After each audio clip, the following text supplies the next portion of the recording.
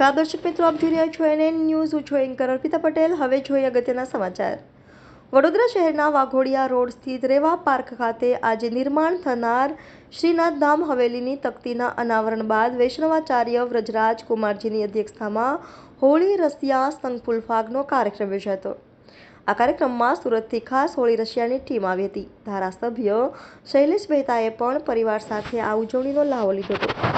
વૈષ્ણવાચાર્ય વ્રજરાજજી કુમારજીએ હાજર વૈષ્ણવ સાથે કઈ રીતે ઉજવ્યો હોળી રસિયા સંઘ ફૂલફાગનો ઉત્સવ, જેમાં મોટી સંખ્યામાં વૈષ્ણવજનો ઉપસ્થિત રહ્યા હતા. રિપોર્ટર આશીષ ન્યાતી, NN ન્યૂઝ વડોદરા. દર્શક મિત્રો, તમારી આસપાસ બની રહેલી અવનવી ઘટનાઓ વિશે જાણવા માટે NN ન્યૂઝને લાઇક કરો, શેર કરો, સબસ્ક્રાઇબ કરો.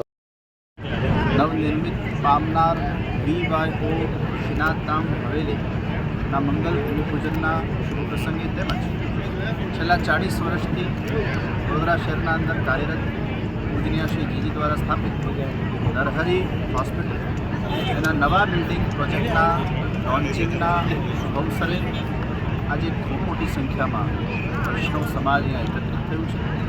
ગુજરાત રાજ્યના માનનીય મુખ્યમંત્રી શ્રી ભૂપેન્દ્રભાઈ પટેલજીના સ્વહસ્તે આજે આ બંને પ્રોજેક્ટનો શુભારંભ કરવામાં આવ્યો છે. મને નિશ્ચિત વિશ્વાસ છે વડોદરા શહેરના અંદર નવી હોસ્પિટલ જે બનશે, જેમાં neurology, nephrology, urology, dental, x ray, sonography અને વગેરે વગેરે અનેક પ્રકારની સ્પેશિયાલિટી એમાં ઉપલબ્ધ છે. બ્લડ બેંક પણ ઉપલબ્ધ છે, ફાર્મસી પણ ઉપલબ્ધ છે. 24 કલાક ઇમરજન્સીની બધી જ પ્રકારની સારવાર એમાં ઉપલબ્ધ થશે. 100 બેડ અહીંયા હોસ્પિટલ બનશે. 20થી પણ વધારે સારા એના અંદર ડિલક્સ રૂમોની વ્યવસ્થા છે, ICUની વ્યવસ્થા છે. અને એ રીતે આ આખી હોસ્પિટલ વડોદરાના દર્દીઓ માટે હમદર્દ બનશે. અને બધા જ ટ્રસ્ટીઓ અથાગ પ્રયાસ કરી રહ્યા છે.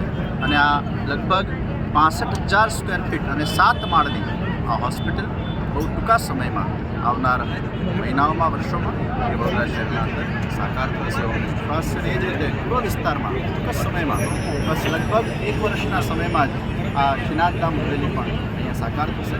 વૈષ્ણવજનોને પ્રાપ્ત છે. સાથે સાથે એમાં અતિથિ ભુવન, સ્કૂલ છે બાળકો માટે, વૈષ્ણવ સંત નિવાસ છે, સત્સંગ હોલ છે અને અનેક પ્રકારના પ્રકલ્પો એના અંદર પણ સાકાર થશે. આ ખૂબ સુંદર નંદાલય બનશે અને ખૂબ જ સુંદર વ્યવસ્થા સાથે આ હવેલીનું આપણે નિર્માણ કરવા જઈ રહ્યા છે. DYOના બધા જ કાર્યકર્તાઓને પણ આ પ્રસંગે ખૂબ આશીર્વાદ આપું છું. નરહરી ટ્રસ્ટના ટ્રસ્ટીઓને પણ ખૂબ આશીર્વાદ. આ આખા આયોજનના જે મુખ્ય મનોરથી સેવાર્થી બન્યા આ ભૂમિપૂજન કાર્યક્રમના એવા શૈલેષભાઈ મહેતા શ્રોતા એ પણ આ પ્રસંગે એમના આખા પરિવારને ખૂબ ખૂબ અભિનંદન. અને જેટલા પણ મુખ્યમંત્રી સહિતના વડોદરા શહેરના રાજકીય આગેવાનો આજે ઉપસ્થિત થયા છે એમને પણ ખૂબ ખૂબ શુભેચ્છાઓ.